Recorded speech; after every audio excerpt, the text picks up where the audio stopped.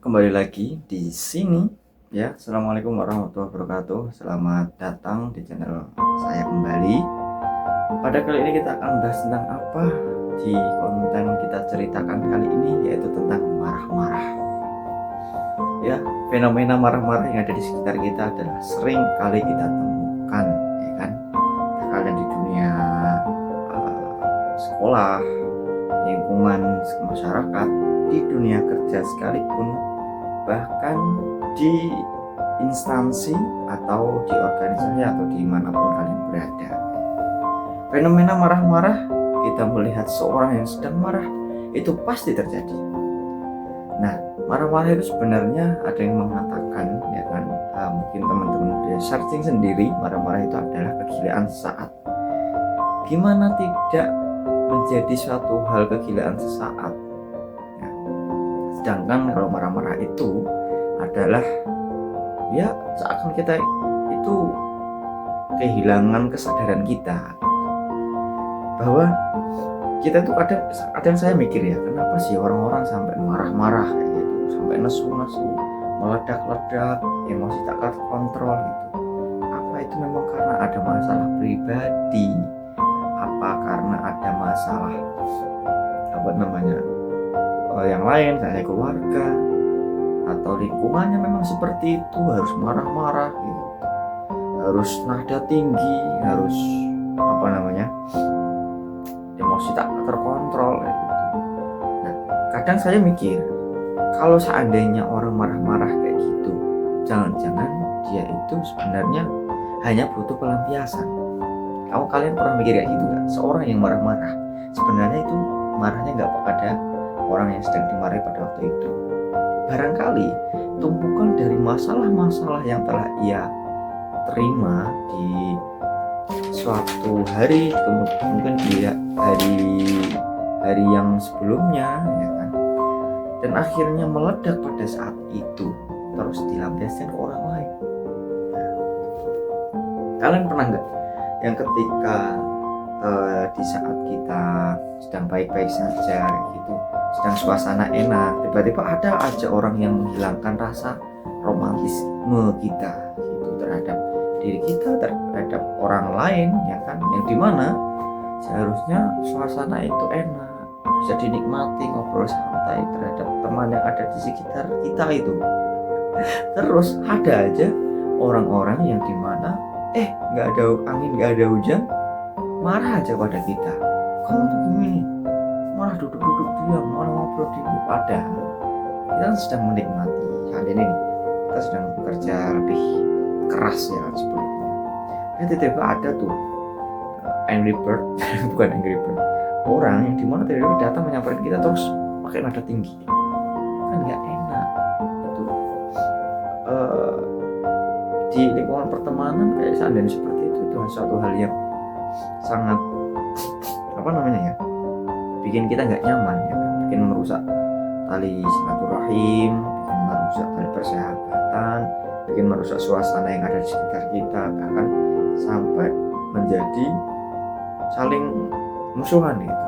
Kayak gitulah.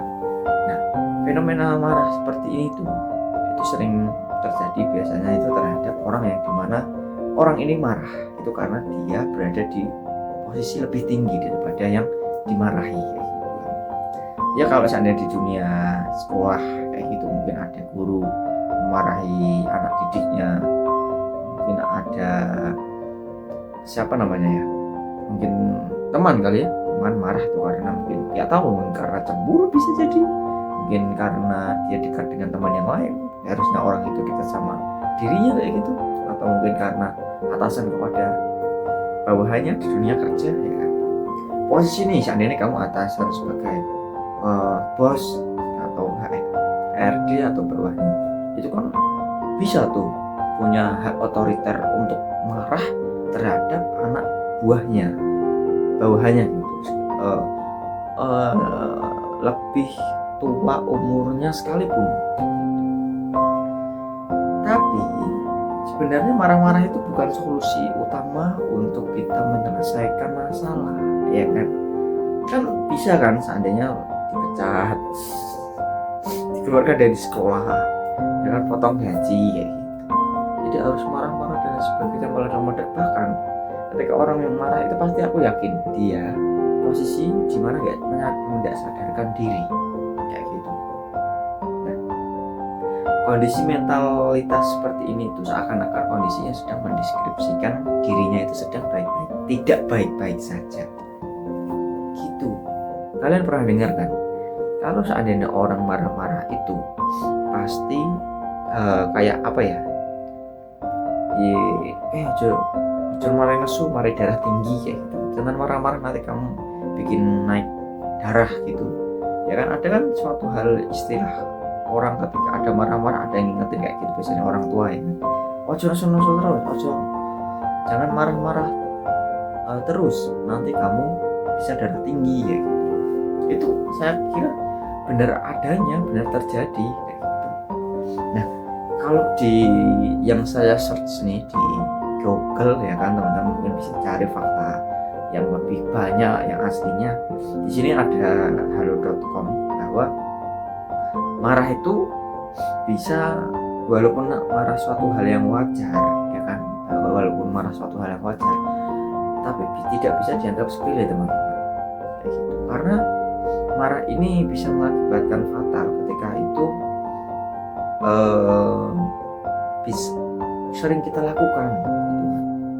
Nah, akibat dari marah itu bisa, atau penyebab dari marah itu bisa jadi kurang tidur, depresi, gangguan kecemasan, skizofrenia ya kan, gangguan bipolar, hipertiroidisme, hingga efek samping obat kolesterol kayak gitu. Nah, ini halo sehat itu menyebutkan kurang lebih tadi 5 penyebab gangguan marah-marah. Kenapa orang itu bisa meledak-ledak dan tidak terkontrol emosinya, karena salah satunya, salah dari beberapa tadi mungkin itu ya, kurang tidur, gangguan kecemasan, kurang istirahat, skizofrenia, gangguan bipolar, hipertiroidisme, hingga efek samping dari obat yang dia konsumsi. Dia punya penyakit apa nih kayak gitu.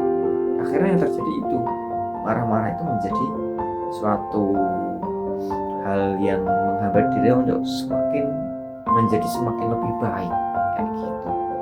Nah, jangan menormalisasi suatu hal yang normalisasi suatu hal yang dimana seharusnya tidak kita anggap normal gitu. Akhirnya di zaman sekarang itu seakan suatu hal yang tidak normal itu ya udah nggak apa-apa, wajar saja, manusiawi. Itu suatu hal pembenaran yang salah menurut saya kayak gitu. Menurut para ilmuwan juga sama. Marah itu tidak bisa dibuat hal yang sepele gitu ya. Soalnya kondisi tersebut dapat menjadi tanda kondisi mentalmu sedang tidak baik-baik saja gitu. Saat sesuatu tidak berjalan sesuai keinginan, kamu mungkin akan merespon dengan marah, tapi jangan sampai hanya karena keinginan itu tidak tercapai terus kamu marah-marah, meledak-ledak dan sebagainya nih. Seandainya kamu nih atasan nih, terus ada suatu hal, ada anak buahmu yang salah, kamu tidak perlu marah-marah dengan ngomong, nggak perlu guys. Kamu cukup, kenapa sih? Ya marah, tapi sewajarnya saja, nggak sampai kamu merusak diri kamu. Kalau kamu ngomong, kamu wajahnya merah, matanya hampir lepas, ya kan?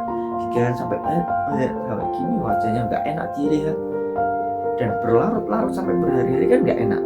Karena kamu sekolah jadi sungkan, mau tanya, kamu seandainya di dunia kerja juga mau nggak enak, mau berinteraksi, komunikasi, ya kan, mau bahkan sampai ya koordinasi tentang masalah pekerjaan atau apa kan dia jadi nggak enak. Saat ini di lingkungan pertemanan, di lingkungan sosial kan akhirnya keharmonisan hubungan itu jadi hilang ya kan. Jadi nanti main bareng jadi sungkan, mau kemana-mana juga nggak enak kayak gitu, mau ngajak makan atau nyapa pun juga nggak enak kayak gitu. Nah, di kondisi ini seorang itu seharusnya punya self control gitu loh, self control ini bisa saya bahas di video berikutnya ya kan, tidak perlu saya tuangkan di sini ya. Pentingnya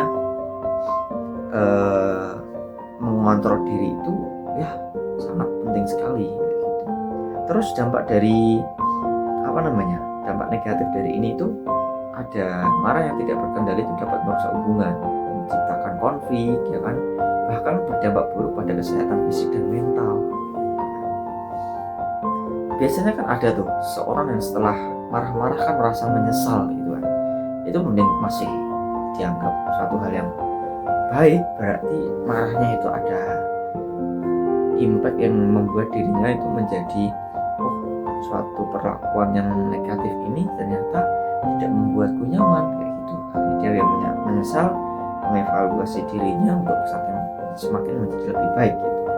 Tapi kalau sama saja berarti ada suatu pertanyaan atau tanda tanya yang besar. Jangan-jangan dia benar-benar penyakit mental, karena penyakit mental ya kan.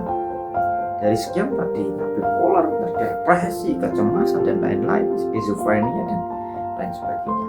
Nah, terus kesimpulan dari marah-marah itu memang merupakan emosi yang wajar, tapi tidak terkendali dapat menjadi kegilaan sesaat ya. Seperti ada quotes tadi yang awal, kalau seandainya diselesaikan dengan baik-baik, kenapa harus marah? Kalau seandainya kamu tidak marah-marah, kamu kan juga tidak akan memancing dirimu untuk menjadi semakin lebih gila, semakin lebih parah penyakitmu, kan gitu. Yang bisa merugikan dirinya, merugikan orang lain ya. Jadi bisa belajar mengelola kemarahan dan mencari cara lebih sehat untuk mengekspresikannya. Gitu teman-teman. Jangan sampai kamu bolehlah marah-marah, tapi jangan sampai menjadi ekspresi yang membuat diri kamu dipandang gak enak ya kan. Terus membuat diri kamu seperti orang yang sedang penyakitan, membuat diri kamu seperti orang yang dimana ketika kamu